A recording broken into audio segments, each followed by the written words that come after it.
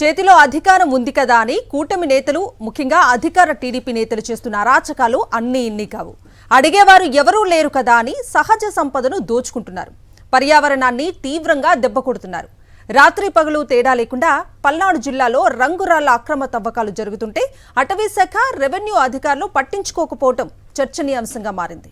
పల్నాడు జిల్లా గురజాల నియోజకవర్గ ఎమ్మెల్యే ఎర్రపతినేని శ్రీనివాసరావు 2014 నుంచి 2019 వరకు టీడీపీ అధికారంలో ఉన్నప్పుడు లైమ్ స్టోన్ అక్రమ తవ్వకాలు చేపట్టి 100 కోట్లు జేబులో వేసుకున్నారనే విమర్శలున్నాయి.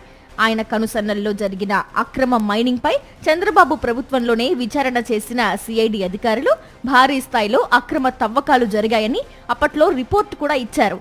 ఈ కేసు ఇప్పుడు సిబిఐలో నడుస్తోంది. వైఎస్ జగన్మోహన్ రెడ్డి పాలనలో అక్రమ మైనింగ్ చేయకుండా సైలెంట్ గా ఉన్న టీడీపీ సీనియర్ నేత ఎర్రపతినేని శ్రీనివాసరావు ఇప్పుడు తిరిగి రెచ్చిపోతున్నారు. 2024లో కూటమి ప్రభుత్వం ఏర్పడగానే అక్రమ మైనింగ్ లో తన స్టైల్ మార్చారు. ఈసారి ఆయన కన్ను దాచేపల్లి మండలంలోని శంకరాపురం అటవీ ప్రాంత కొండపై పడింది. అటవీ శాఖ పరిధిలో ఉన్న ఈ కొండలో విలువైన క్వార్ట్జ్ ఖనిజం ఉందనే విషయం తెలుసుకున్న ఎర్రపతినేని తన అనుచరుల ద్వారా కొండకు కన్నం వేయించడం మొదలుపెట్టారు. స్థానిక కూలీలను తీసుకెళ్లి క్వార్ట్జ్ తవ్వకాలు మొదలుపెట్టారు. కొండ లోపలకు దిగి తవ్వకాలు చేపట్టేలా జనరేటర్లు కూడా ఏర్పాటు చేశారు. మొత్తం మీద కొండ మొత్తాన్ని తవ్వేసి పనిలో పడ్డారు. ఇలా లోతుగా ఏర్పడిన సొరంగాల్లోకి కూలీలను పంపించి భూగర్భంలో ఉన్న క్వార్ట్జ్ ను వెలికి తీస్తున్నారు.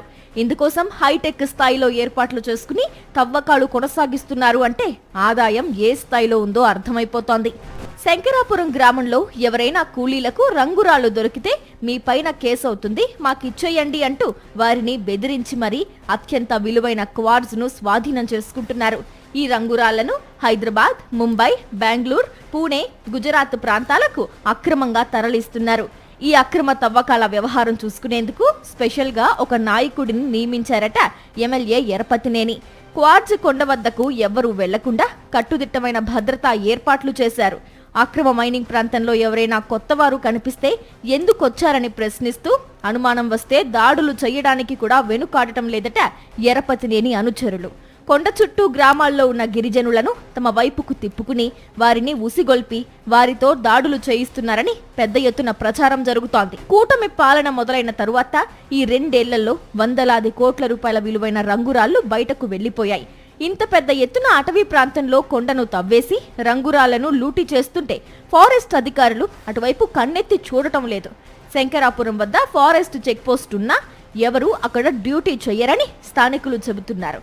దాచేపల్లిలోని ఓ గోడౌన్లో భారీగా రంగురాళ్లు నిల్వ చేశారన్న సమాచారంతో 2 రోజుల క్రితం విజిలెన్స్, అటవీ శాఖ అధికారులు దాడులు నిర్వహించారు.